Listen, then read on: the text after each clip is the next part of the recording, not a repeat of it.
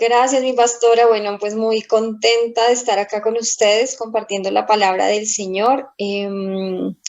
Muy feliz, la verdad, porque aprendimos hace poco que somos vasijas de barro.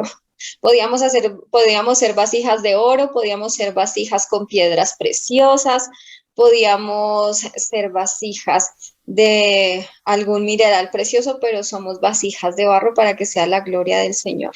Entonces, mis hermanos, les comparto, hoy quiero compartirles algo que ha estado en mi corazón ya hace varios días y es sobre los sistemas de gobierno que rigen nuestras vidas. Entonces, hoy vamos a aprender y ustedes van a identificar cuál es el sistema de gobierno que está rigiendo cada una de sus vidas y sus familias.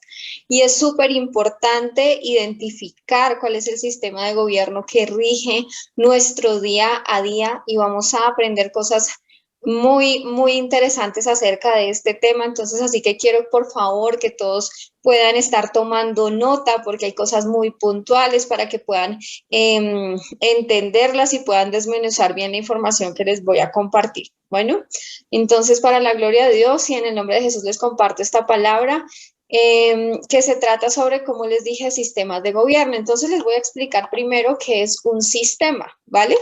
Y un sistema nos dice por definición que es un conjunto de normas y procedimientos que rigen un grupo o una colectividad. Por eso es importante que a medida que yo vaya hablando, ustedes vayan identificando cuáles son esas normas y cuáles son esos procedimientos, esas formas de hacer que están rigiendo el día a día de sus vidas. Y le pido a Dios que sea trayendo revelación a nuestros corazones, porque muchas de nuestras áreas de nuestras vidas o muchos de nuestros aspectos de nuestras vidas están sujetos a esclavitud y tenemos que caminar en libertad porque para eso fuimos llamados. Entonces, gobierno también se define, viene del griego kibernein, que significa pilotear un barco, significa también dirigir. Este es el principal pilar de un Estado, es la máxima autoridad que dirige, controla y administra. ¿Quién nos está dirigiendo, quién nos está controlando y quién está administrando cada una de las áreas de nuestras vidas? Un sistema de gobierno como tal, entonces, es considerado un conjunto de pautas o de normas en los que un Estado se estructura y se organiza de manera formal. ¿Qué es estructurarse? Miren lo interesante. Estructurarse es la disposición y el orden de las partes de un todo. Entonces, vamos a hablar un poquito qué es un Estado, ya que hablamos que el sistema de gobierno son esas normas que rigen la estructura de un Estado. Entonces, vamos a hablar de qué es Estado, porque cada uno de nosotros estamos conectados desde diferentes países, ¿cierto? Estamos aquí países como Argentina, como Chile, Bolivia, Venezuela, Colombia, España, Australia, y cada uno de nosotros tiene unas normas completamente diferentes las unas de las otras. En algunas son similares, provienen de la misma raíz, pero todos nuestros gobiernos tienen algo de diferencia. Entonces vamos a desmenuzar un poquito qué es un Estado. Un Estado está conformado por, o se dice por su definición, es una comunidad social con una organización política común y un territorio y órganos de gobierno propio. Este Estado es soberano e independiente políticamente de otras comunidades. Entonces, cuando nosotros hablamos de comunidad social, estamos hablando de esas personas que conviven atendiéndose a este sistema.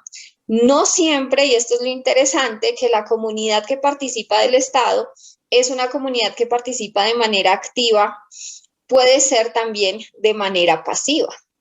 Entonces también hablamos que es una organización política común cuando nos dice que esa organización política común es el conjunto de competencias de poder y un territorio porque se necesita un lugar físico para que se pueda gobernar y para que esas normas y procedimientos puedan regir ese territorio.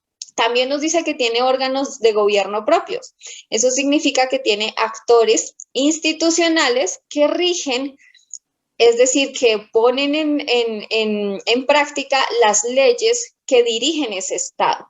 Y lo más bonito es que aquí nos dicen que ese Estado es soberano y es completamente independiente de otras comunidades. Entonces, ¿qué nos dice o por medio del gobierno qué es posible? por medio del gobierno, de los sistemas de gobierno a los que nosotros estamos sujetos, se aplica la ley correspondiente al mismo Estado y se ejerce poder político. Dependiendo de los sistemas de gobierno de cada territorio que se aplique, entonces se van a desarrollar así la vida política de las personas, la vida económica de las personas y la vida administrativa de las personas que nosotros conocemos como mayordomía. Entonces, es súper importante reconocer cuál es ese sistema de gobierno que nos está rigiendo nuestras propias vidas y nuestras familias. Un sistema de gobierno debe regirse por medio de un documento constitucional y un marco de leyes. Ese documento constitucional y ese marco de leyes lo debe refrendar, eso significa que lo debe validar. Sin un marco constitucional y sin un documento, sin un marco de leyes, no habrá ley que valide que existe ese Estado como tal. Y también ese marco constitucional, ese marco de leyes, marca los límites del Estado y marca los derechos y los deberes de su población. Entonces, espero que en este momento todos estemos identificando en nuestras propias vidas cómo funciona este tema del gobierno. Entonces, quiero que nosotros vayamos a qué nos dice, esto es, digamos que la definición para la administración de lo público, la administración del Estado. Los políticos conocen de este tema. Ya hablamos de lo que significan los sistemas de gobierno, pero ¿qué nos dice la palabra gobierno en la Biblia? ¿Qué nos dice la palabra sobre gobierno? Y aquí es donde vienen datos supremamente interesantes que el Señor nos trae, que damos gracias a Dios por ello. Dice que de acuerdo a nosotros, de acuerdo a la Biblia, nosotros debemos revisar cuál es la importancia, porque realmente es de un alto nivel de importancia la palabra gobierno y quién rige nuestras vidas. Entonces, la primera palabra que se menciona en la Biblia con respecto a gobierno aparece como menchala en su original hebreo. ¿Y Dios lo usa para qué? Dios lo usa para separar la luz de la oscuridad en Génesis 1:16.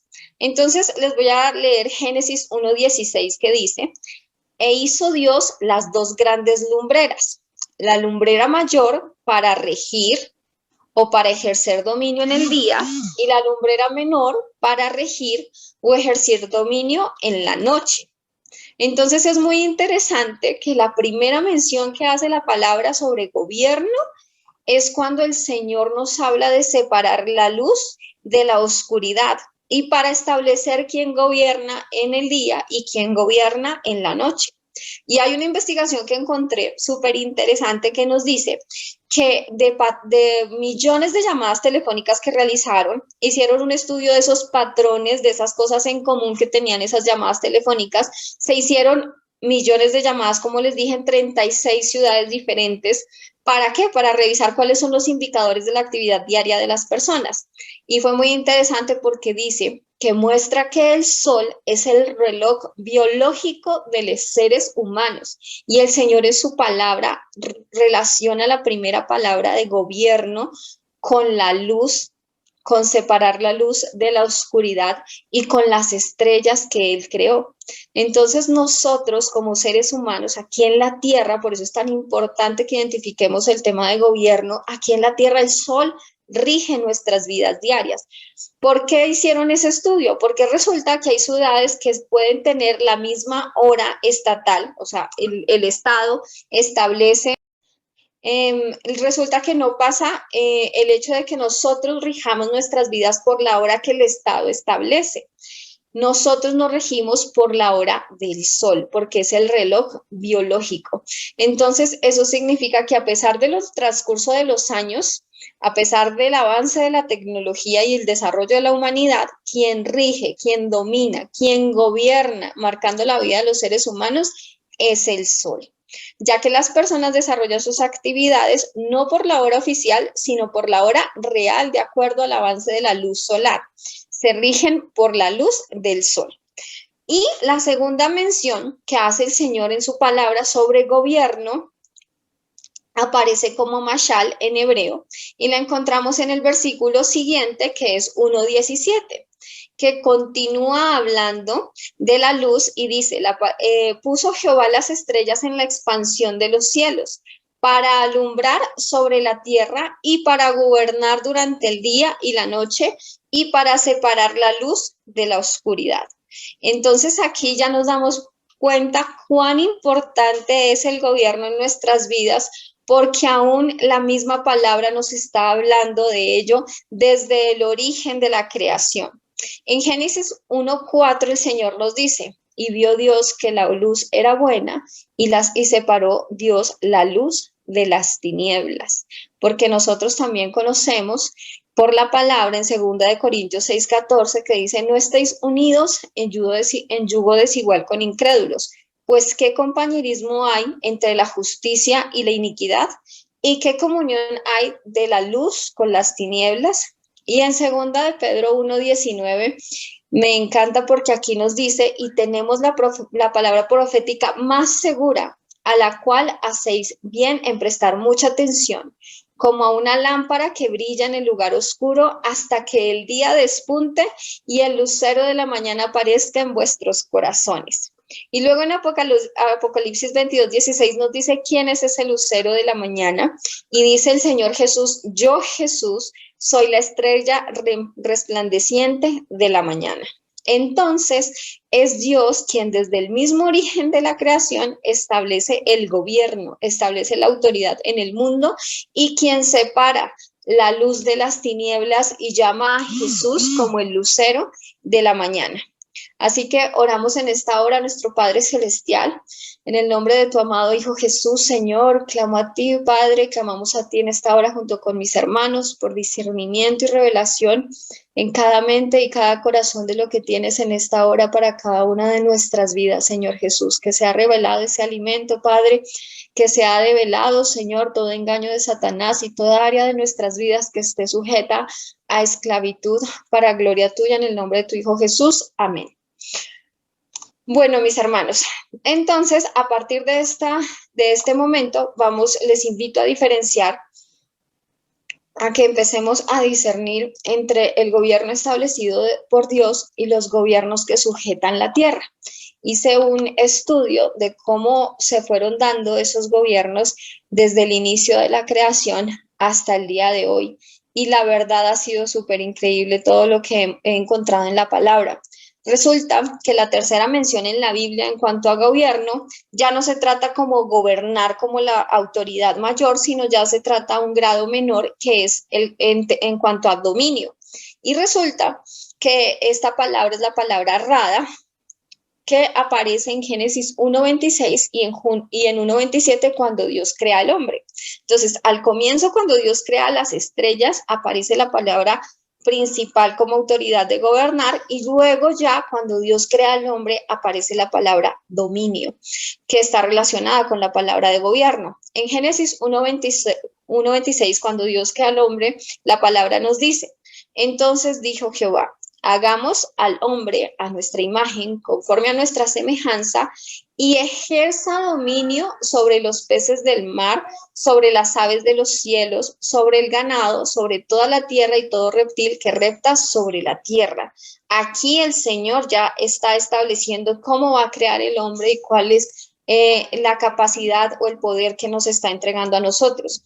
Y en Génesis 1:27 el Señor crea al hombre, y en Génesis 1:28 dice la palabra, Dios luego de bendecir al hombre le da su primera orden, estableciendo su gobierno sobre nosotros, diciéndoles, fructificad y multiplicaos, llenad la tierra y sojuzgadla, dominad sobre los peces del mar y las aves de los cielos, y sobre todo ser vivo que se mueve sobre la tierra.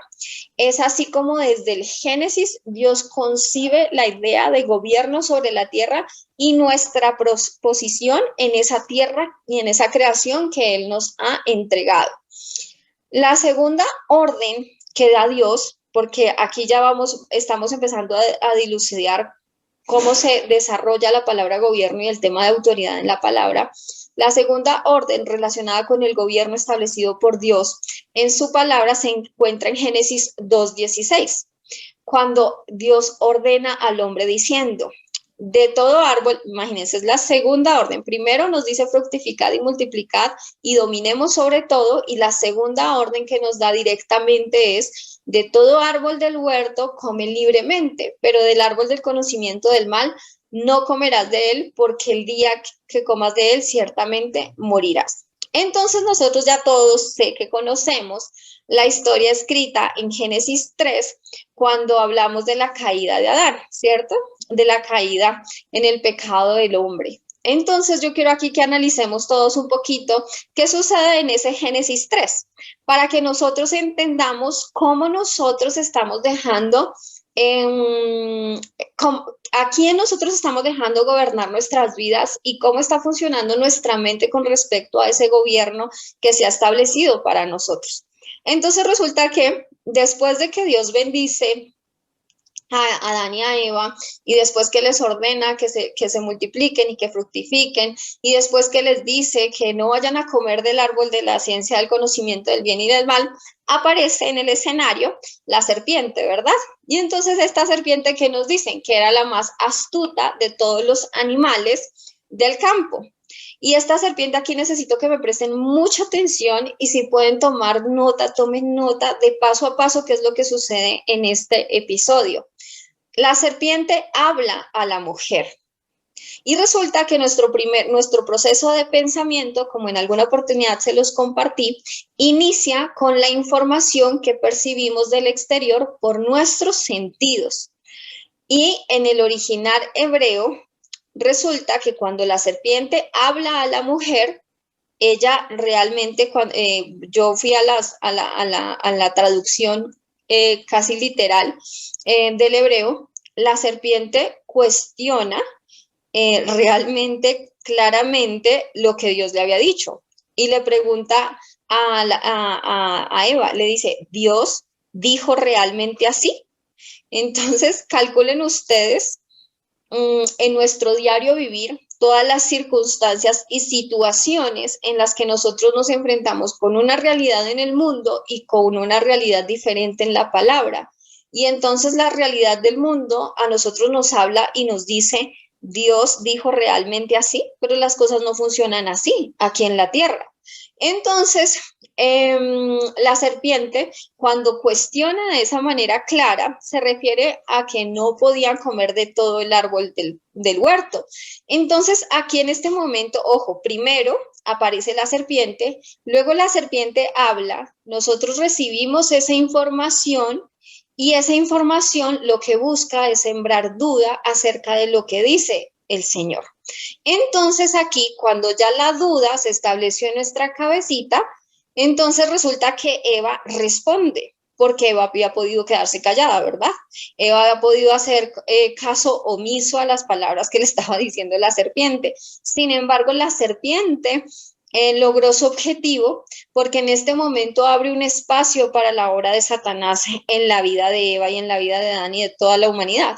Y la mujer responde y pasa de ser tan solo un oyente a tener una comunicación directa con la serpiente. Y la comunicación es el principio de la comunión. Entonces, luego de que abre este espacio, entonces la serpiente tiene la oportunidad de continuar en esa conversación con Eva y ya no cuestiona lo que Dios había dicho, ya no pregunta, ¿es que Dios dijo realmente así? No, ya ahora niega rotundamente la palabra de Dios y dice que definitivamente sabe que Dios sabe y les ordenó no comer del árbol del bien y del mal porque sabe Dios que ellos serán como Dios. Entonces, la mujer ya no solamente, así como Satanás avanza y no solamente cuestiona, sino niega, así también la mujer ya no solamente duda, sino que empieza a dar credibilidad a las palabras de la serpiente y toma acción. Entonces, ¿qué significa eso? Que ni siquiera ella toma acción, sino además de que ella toma acción, que empieza a generar ese espacio para Satanás, que empieza a generar esa duda, que luego empieza a generar credibilidad en las palabras de Satanás, entonces ella toma acción desobedece a Dios, cae en pecado y adicional a eso multiplica el pecado en su marido porque lo invita a comer del fruto de ese árbol. Entonces quiero, mis hermanos preciosos, que recordemos cuál es ese proceso que tenemos en nuestra mente, porque Dios el Señor nos dice que así como nosotros pensamos, así nosotros somos. Lo que cada uno de nosotros somos en este momento, el día de hoy, es el fruto de lo que nosotros hemos pensado durante años. Entonces, ¿cuál es ese proceso? Primero viene un pensamiento, una idea. Luego viene, esa idea siempre va acompañada de una emoción. Si yo pienso en algo bonito, mi emoción va a ser linda. Y si pienso en algo que me pueda traer temor o me pueda traer duda o me pueda traer, no sé, rabia, eso va a estar acompañado de esa emoción. Y ese pensamiento y esa emoción me producen, hacen que yo produzca una acción. Y esa acción obviamente me produce un resultado. Resulta, mis hermanos hermosos, que no nos alejemos del tema principal, que es los sistemas de gobierno. ¿Por qué? Porque resulta que los sistemas de gobierno que rigen actualmente nuestras vidas es el resultado de toda la información que nosotros hemos recibido a lo largo de nuestra existencia en esta tierra. Nuestros sistemas de gobierno y lo que nosotros dejamos permitir que gobierne nuestras vidas es esa información que tenemos almacenada en nuestra mente. Y ustedes saben, se los comenté también, o si no se los recuerdo, que según los estudios científicos, desde los 5 meses de gestación en el vientre de nuestra mamá, los seres humanos no solo reciben información, sino que además tenemos la capacidad de procesarla hasta cierto punto y tenemos la capacidad de retenerla en nuestra mente. También esos estudios científicos, y lo sabemos, también se los compartí, que si nosotros perseveramos en una idea, en un pensamiento, ese pensamiento no solo se queda ahí como una idea volando por el aire, si nosotros ya lo tomamos como una creencia, como parte de nuestra propia vida, ya nosotros lo asumimos como verdad. ¿Qué les quiero compartir acá? Un testimonio cortito. Resulta que yo alguna vez me encontré en un espacio de trabajo con una mujer muy linda. Yo la vi, era una mujer muy guapa. Y lo primero que yo le llegué a mi casa a contarle a mi esposo es, imagínate que conocí a una mujer muy guapa. Ya después por el trabajo tuvimos que compartir varias horas con ella, de muchas charlas. Y entonces en ese proceso ella me contó, ya una mujer de 45, 50 años, me contó que ella se consideraba una mujer fea. Y entonces yo decía, pero ¿cómo es posible que una mujer que la primera impresión que me dio a mí es que era una mujer muy, muy guapa y fue lo primero que le dije a mi esposo y ella me diga que se considera una mujer fea? ¿Y por qué se considera una mujer fea? Pues hermanos, resulta que ella estaba en su colegio, era un colegio de, aquí les decimos en Colombia monjitas, no sé cómo les dirán allá, de hermanas. Y entonces resulta que en ese colegio ella quería participar de la banda marcial del colegio. Ella quería ser una de las que estaba allá y saliera a representar a su colegio en la banda marcial y fue a postularse con la hermanita, con la monjita, con la directora de la banda. Y adivinen qué le dice la directora de la banda. Le dice, ay, mi niña, es que esta banda es para niñas agraciaditas, niñas bonitas. A partir de eso que ella escuchó, esa idea se implantó en su mentecita, ese pensamiento perseveró en ella hasta que ella lo convirtió en una creencia. Entonces, muchas de las cosas que nosotros hoy vivimos y que nosotros asumimos como gobierno en nuestras vidas, no necesariamente son cosas que nosotros querramos en nuestra vida, sino simplemente es el resultado de toda la información que hemos recibido a través de los años. Es decir, nuestras creencias de lo que es o de lo que no es provienen de toda la información recibida desde los 5 meses de gestación hasta el día de hoy. Información recibida de todo tipo, en cuanto a nuestras formas de hacer, en cuanto a lo que está bien y lo que no, en cuanto a lo que agrada a las personas y lo que les desagrada, en cuanto a nuestra misma educación, en cuanto a nuestra alimentación, en cuanto a cómo manejamos nuestra economía, si somos ahorradores, si no somos ahorradores, si somos compradores, si no somos compradores. En cuanto a nuestra salud, toda esta información. Tengo también el ejemplo acá de una pequeñita que se estaba educando con la abuelita. Y la abuelita todo tiempo tiene ese síndrome de que ella permanece enferma y permanece enferma, y un día es un hombro, al otro día es la rodilla, después entonces se sana de la rodilla, entonces es el pie y después entonces es la espalda, y así vive de enfermedad en enfermedad. Es un tema mental. Entonces resulta que dejaron a una niña al cuidado de esta abuelita, es alguien cercano, y la dejaron al cuidado. Pues resulta que la niña también empezó con esas mismas conversaciones y con ese mismo estilo de vida, que la niña le estaba doliendo todo, que le estaba doliendo un brazo, que le estaba doliendo una pierna, que le estaba doliendo la cabeza, que le estaba doliendo, y ¿qué les tocó hacer a los papás? Darle las gracias a la abuelita por cuidar a la niña y alejarla de ese entorno en donde ella estaba recibiendo esa información que hacía que se comportara de esa manera.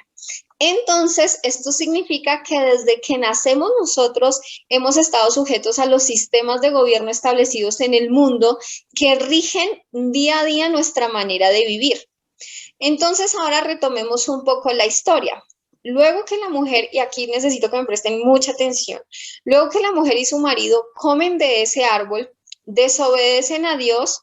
¿Cuál es la consecuencia? Y ahí tengo a mi querida María Contreras, que me va a compartir el versículo de cuál es la consecuencia primera por desobedecer al Señor. Y si me le pueden ayudar abriendo el micrófono, mis queridos soporte técnico.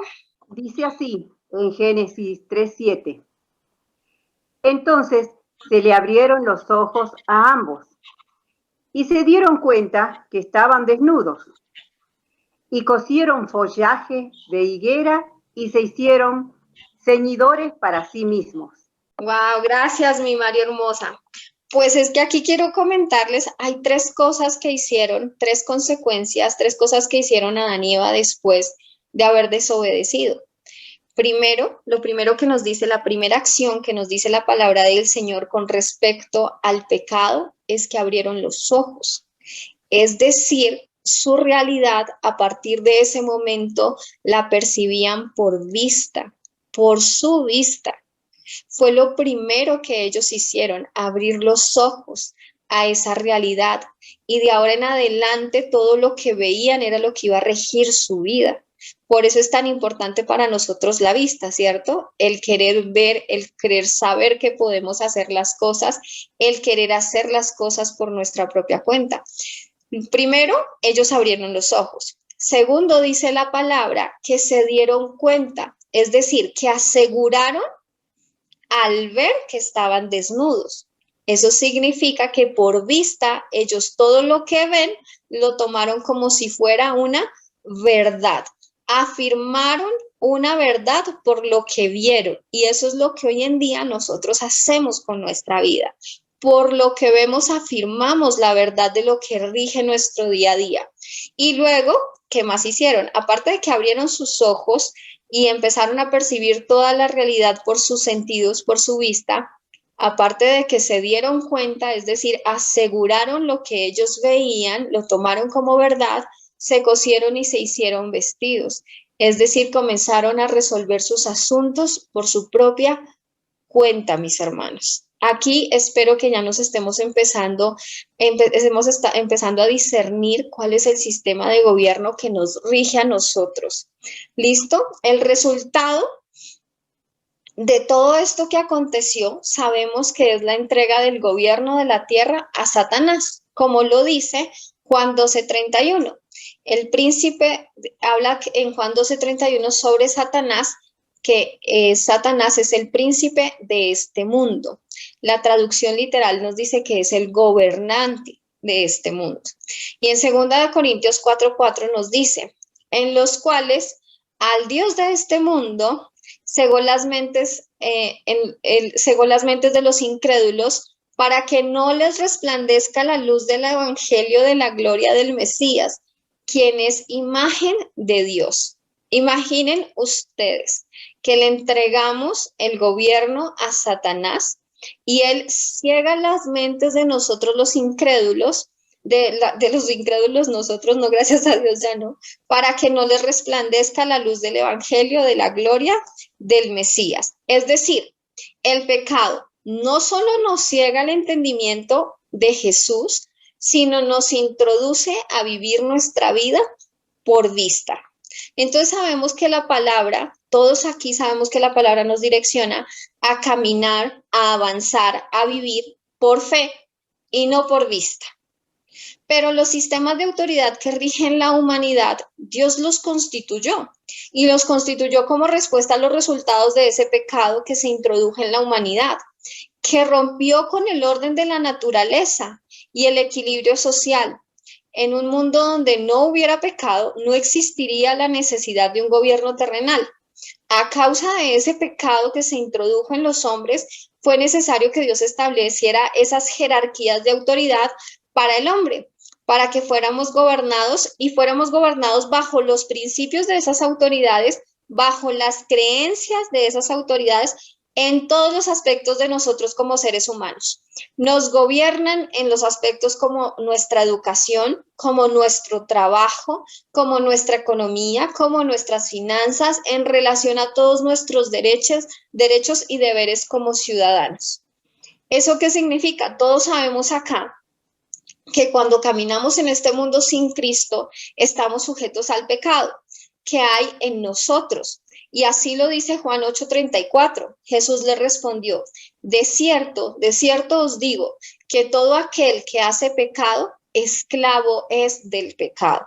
Entonces, pasamos de una situación que conocimos en Génesis, de gobernar, a estar sujetos a esclavitud por el pecado. Y Romanos 3:23-24 nos dice, por cuando todos pecaron, estamos destituidos de la gloria de Dios. Pero aquí es interesante algo, mis hermanos, porque quiero nombrarles cuáles son las características que esa mentalidad de esclavitud a causa del pecado nosotros teníamos. Hoy en día damos gloria a Dios porque todos en esta hora hemos creído en nuestro Señor Jesucristo. Pero resulta que trabajamos mucho tiempo y nuestra mente trabajó muchísimo tiempo bajo el sistema de esclavitud. ¿Listo? Y entonces, ¿qué es lo que esa esclavitud hace con nosotros? La esclavitud por el pecado no deja ver el potencial que Dios ha puesto en nosotros para destruir lo que está en contra de Dios y en contra nuestra. Destruye en nosotros el espíritu guerrero, el espíritu de lucha, nos trae desánimo, trae amargura a nuestra vida a causa de ser y hacer lo que no somos. Porque una de las cosas que yo he dicho es que nosotros nos preocupamos por lo que los animales ni siquiera se preocupan, que es por el vestir y el comer, y el Señor nos ha dado un mandato y nos dice que no nos preocupemos de esas cosas porque ni los gentiles se preocupan de esas cosas. Entonces, también esas características de esclavitud nos somete a una dictadura espiritual porque estamos enceguecidos, nuestro entendimiento está enceguecido y por eso estamos sujetos a esa dictadura espiritual y también cerramos nuestros oídos a la voz de Dios. Pero hay algo súper interesante en el pueblo de judío cuando estaba bajo esclavitud en Egipto, como lo menciona la palabra, y es en Éxodo 1:9, trae un dato súper curioso que me gustaría que todos prestáramos atención, y dice, el pueblo de Egipto reconocía que el pueblo de Israel era mayor y más fuerte que ellos. Es decir, aún estando en esclavitud, el pueblo de Dios era mayor y más fuerte que ellos, pero la esclavitud les hacía perder todo ese potencial, todas esas ganas de luchar, les traía amargura y empezaron ellos a convertirse, a tener esa mentalidad de esclavitud.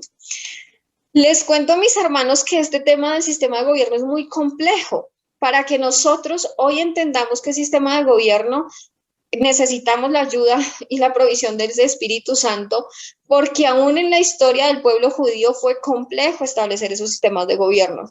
La transición para el pueblo judío en su sistema de gobierno no ha sido hasta el día de hoy, pero absolutamente para nada fácil. Primero ellos comenzaron con las familias patriarcales, en donde el padre era la autoridad principal.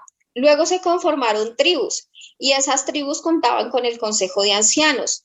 Luego de esas tribus, ellos fueron sujetos a Faraón, a Egipto, una monarquía completamente absoluta, donde todas las personas y bienes estaban bajo la autoridad del faraón. Luego que ellos salen de Egipto, entran al Éxodo y por mandato de Dios a Moisés hay un sistema, se establece un sistema de teocracia. Luego de Moisés y Josué, ya no tenían claro quién traía el mensaje de Dios al pueblo, pues estaban los sumos sacerdotes, pero ellos no tenían autoridad en materia ni civil ni militar. Entonces Dios levantaba libertadores que hacían frente a muchos de los periodos de crisis que sufrió Israel, siendo Samuel el último de estos profetas, quien por su solicitud del mismo pueblo nombraría bajo la dirección de Dios un rey para el pueblo que fue David.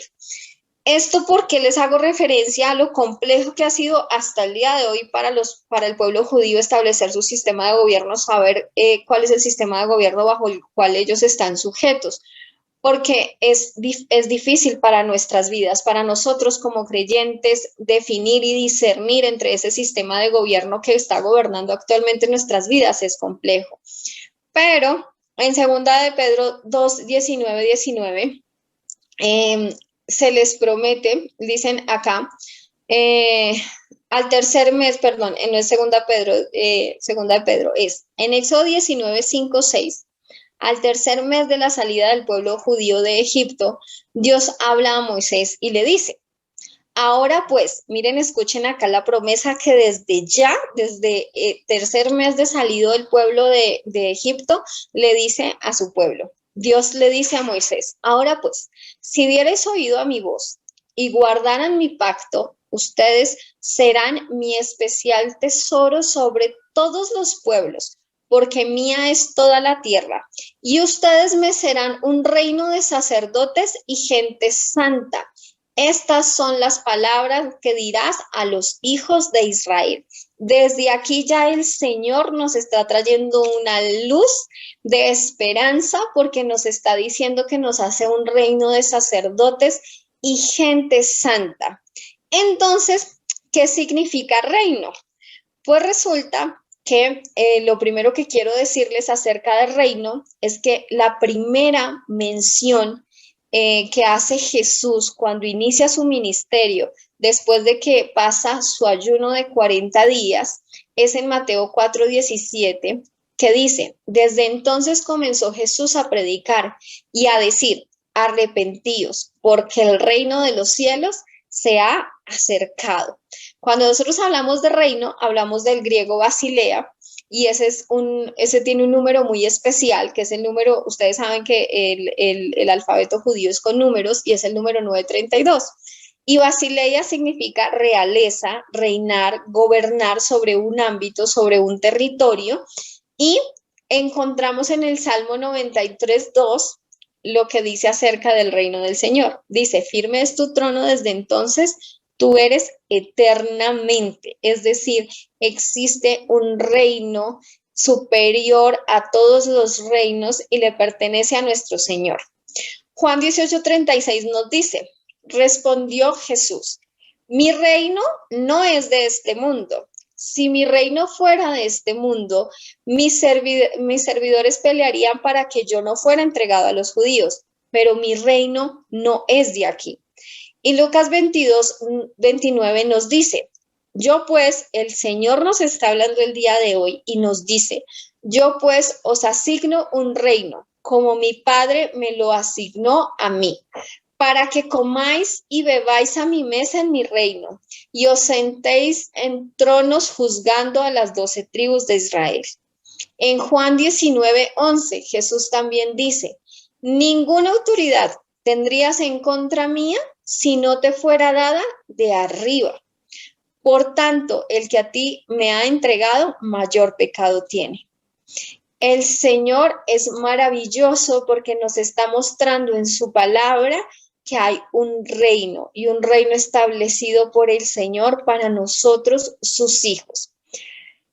Pero ¿cómo nosotros obtenemos o cómo nosotros podemos vivir ese reino del que el Señor nos habla? Pues resulta que la palabra nos enseña en Salmo 119:9. Yo sé que aquí todos nosotros queremos que nuestra mente y nuestro corazón estén limpios de esos sistemas de gobierno que han traído esclavitud, que han traído sujeción a nuestras vidas, que no le pertenecen a Dios. Hay algunos ser algunos aspectos de nuestras vidas, otros un mayor porcentaje de esos aspectos de nuestras vidas, otros para la gloria de Dios uno menor, pero todos queremos ser limpios. Y el Señor nos dice en Salmo 119:9, ¿con qué limpiará el joven su camino? Con guardar tu palabra. Y ya todos vimos al inicio lo importante que es saber quién nos está hablando, saber qué estamos escuchando, saber con quién estamos hablando, saber si la duda se está sembrando en nuestros corazones acerca de lo que Dios dice y saber si esa duda deja de ser duda y se convierte en una creencia que nosotros asumimos como verdad. Cuando el Señor nos habla acá de con qué limpiará el joven su camino y nos dice que con guardar su palabra, en este versículo, en el hebreo original, nos habla de limpio o de inocente, es decir, sin culpa, sin pecado, sin malicia. Y todos sabemos acá que cuando hablamos de inocencia, nos traemos todos a la memoria a los niños, ¿verdad? Este versículo nos guía a Mateo 18:3, donde Jesús nos dice, de cierto os digo, si no se vuelven y llegaran a ser como niños, no entrarán en el reino de los cielos. Y cuando habla de volver, en el original nos está hablando de revertir, es decir, de volver a esa posición de niños, que somos inocentes, que nuestra mentecita viene aquí en blanco y entonces empieza a llenarse de toda información. Por eso dice la palabra que todos hemos pecado, porque esa información que recibimos proviene del mundo, es información contaminada que nosotros por nuestra genética también venimos con el pecado. Pero en Romanos 3:24 el Señor nos habla y nos dice que somos redimidos en Cristo Jesús. El versículo dice textualmente, siendo justificados gratuitamente por su gracia, mediante la redención que es Cristo Jesús. Aquí gratuitamente por su gracia es algo que creo que me ha costado muchísimo trabajo digerir, y creo que a todos nosotros nos cuesta mucho digerir el gratuitamente por su gracia, porque es que la gracia del Señor lo llena todo. La gracia del Señor es en absolutamente todo. El Señor nos dice que si nos entregó a su Hijo Jesucristo en la cruz, lo entregó por nuestras vidas, ¿cuánto más no nos va a dar el resto de las cosas? Es decir, nosotros somos justificados gratuitamente por su gracia. No tenemos que hacer absolutamente nada.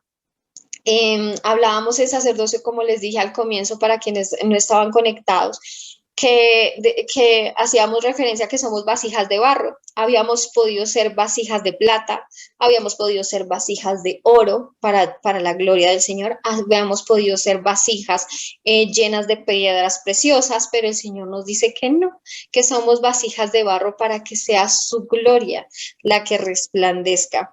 Así que tenemos que reconocer que somos esas vasijas de barro, que nosotros no somos suficientes en nada, que nuestra suficiencia proviene de Dios en absolutamente todo, que no podemos sujetarnos a los sistemas de gobierno establecidos por hombres que también han sido contaminados por el pecado, porque estamos sujetos a un reino mayor. Eso no quiere decir que no respetemos nuestras autoridades, porque todos acá conocemos que conforme la palabra lo dice, nosotros, las autoridades que están puestas por Dios. Nosotros las respetamos, excepto si esas autoridades van en contravía de nuestras creencias y de la palabra del Señor, porque nosotros le servimos a un Rey supremo.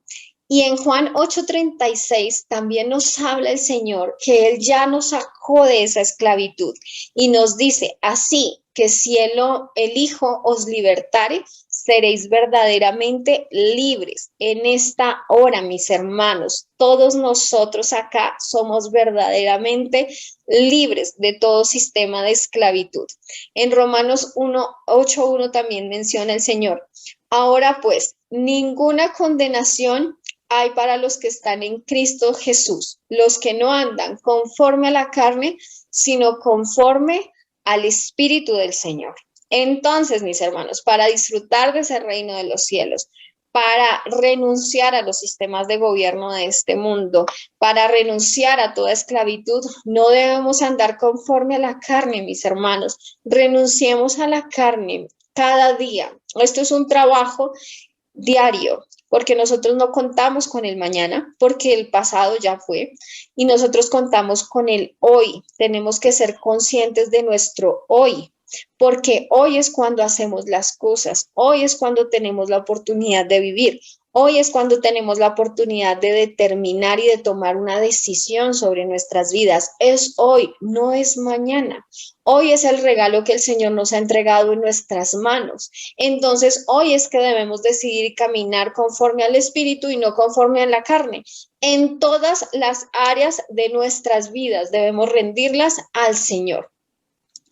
Y a mí me encanta este versículo que el Señor nos trae también en Colosenses 2:16, este mensaje que nos dice: y a vosotros, estando muertos en pecados y en la incircuncisión de vuestra carne, os dio vida juntamente con él, perdonándoos de todos los pecados, anulando el acta de los decretos que había en contra nuestra, que nos era contraria, quitándola de en medio y clavándola en la cruz y despojando a los principados, a las potestades, las exhibió públicamente, triunfando sobre ellos en la cruz.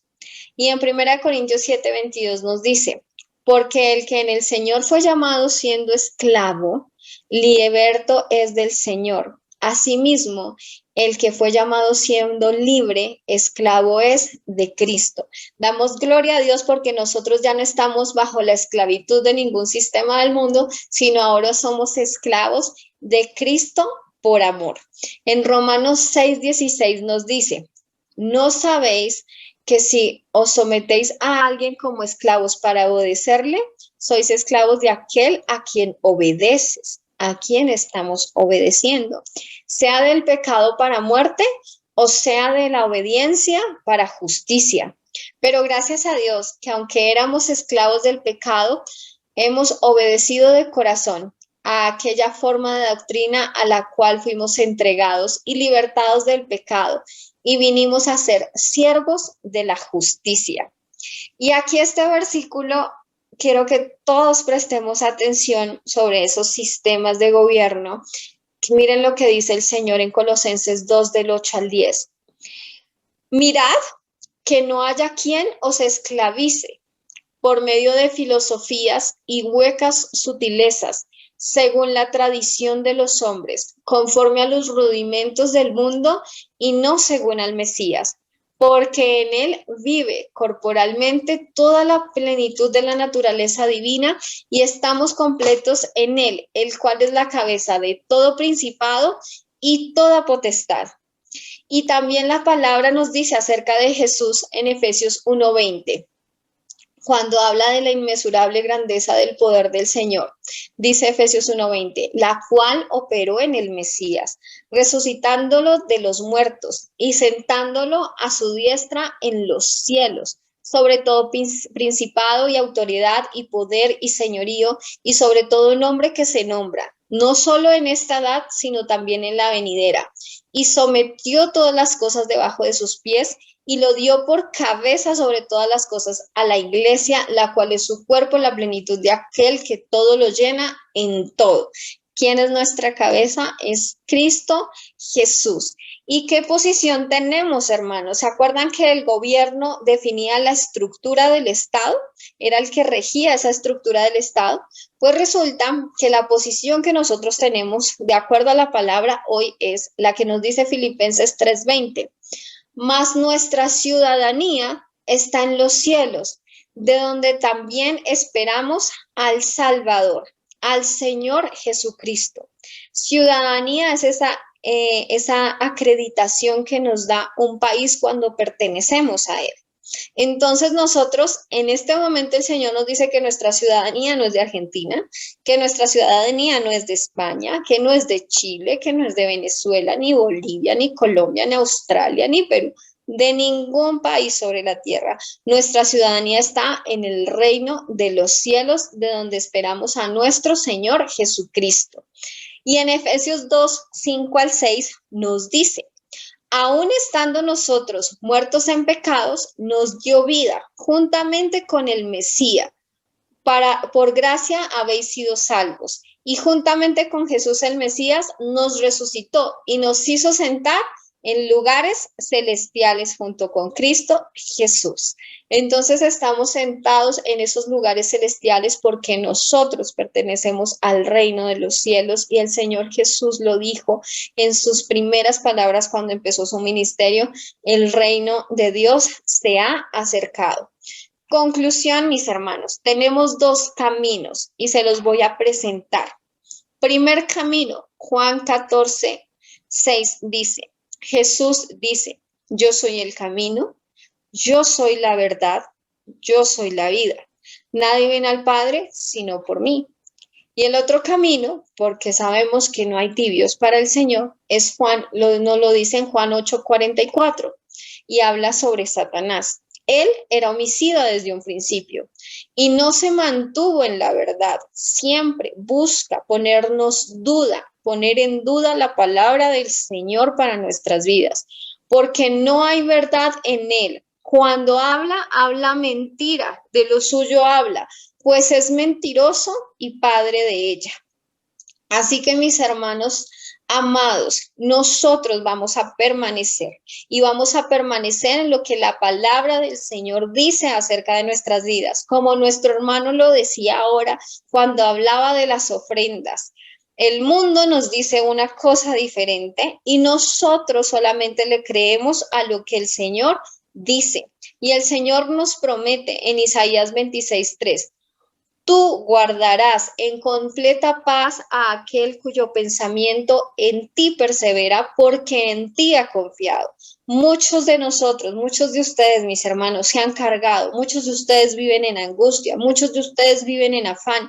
Muchos de ustedes viven atribulados por la situación que estamos pasando a nivel mundial, o por la situación que estamos pasando en determinados países, o en nuestra casa, en nuestra familia, aún en nosotros mismos, con todas estas batallas mentales que tenemos. Pero el Señor nos dice cómo hacer para guardarnos en completa paz.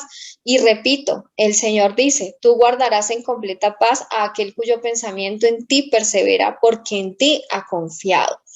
Y me encanta, en Efesios 4:22 nos hace una invitación hermosa que nos dice lo siguiente: en cuanto a la antigua manera de vivir, lo que hemos aprendido, lo que hemos asumido como verdad, lo que nos han enseñado que no corresponde a la verdad de Cristo, dice: en cuanto a la antigua manera de vivir, despojaos del viejo hombre, que está corrompido por los deseos engañosos.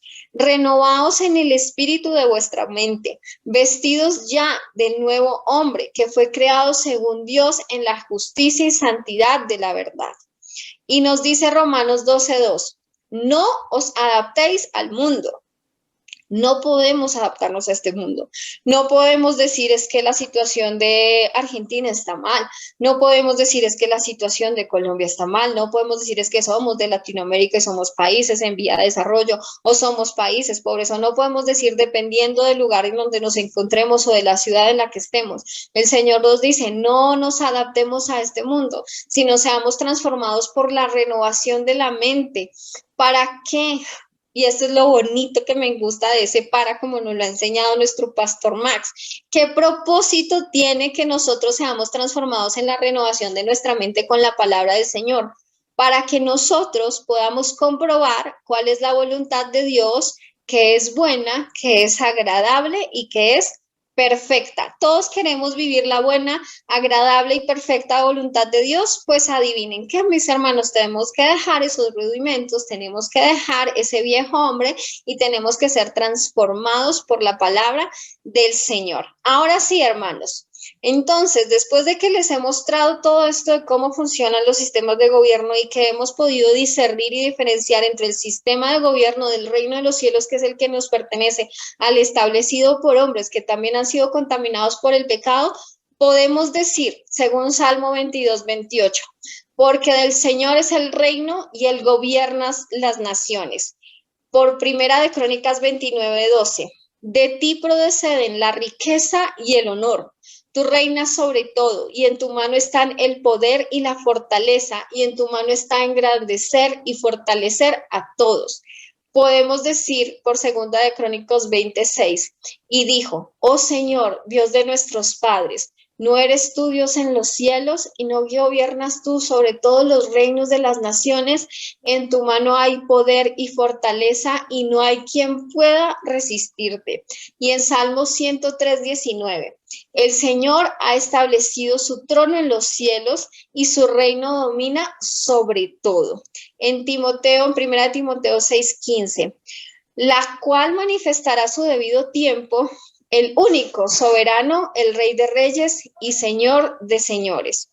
Y este versículo maravilloso y hermoso, entrando a esta celebración hermosa del nacimiento de nuestro Señor Jesús, recordando su nacimiento sobre la tierra, Isaías 9:6, porque un niño nos ha nacido, un hijo nos ha sido dado, y la soberanía reposará sobre sus hombros, y se llamará su nombre admirable consejero, Dios poderoso, Padre eterno, príncipe de paz. Él es príncipe de paz.